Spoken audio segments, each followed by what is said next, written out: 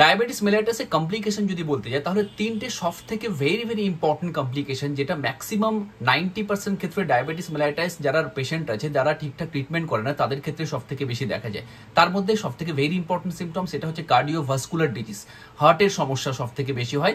তার কারণ হচ্ছে প্রচুর পরিমাণে ব্লাড ভেসেলস ড্যামেজ হয় এবং তার সাথে সাথে কোলেস্ট্রল লেভেলটা বেশি হয়, তার জন্য এই সমস্যাটা হয়। দ্বিতীয় হচ্ছে রেটিনোপ্যাথি। রেটিনোপ্যাথি হওয়ার কারণটা কি?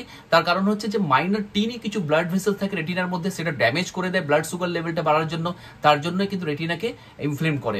3 নম্বর হচ্ছে নিউরোপ্যাথি, ডায়াবেটিক নিউরোপ্যাথি, প্রচুর নার্ভ ড্যামেজ করে দেয় ব্লাড গ্লুকোজ লেভেল বাড়ার জন্য, তার জন্যই নার্ভনেস, বার্নিং সেন্সেশন, ম্যাক্সিমাম ঝিমানি ভাব, এরকম একটা সিমটম আমাদের কাছে রোগীরা কিন্তু নিয়ে আসে। তো 3 ধরনের কমপ্লিকেশন সব থেকে বেশি দেখতে পাওয়া যায় ইনকিউরেবল ডায়াবেটিস মেলাইটাস বা ঠিকঠাক করে ওষুধ না খেলে, এটা কিন্তু সব থেকে বেশি দেখা যায়। আরও মেডিকেল সংক্রান্ত ডিটেলস ভিডিও দেখার জন্য ইউটিউবের লিঙ্ক আমি কমেন্টে দেবো, আপনারা দেখুন, আশা করছি ভালো লাগবে।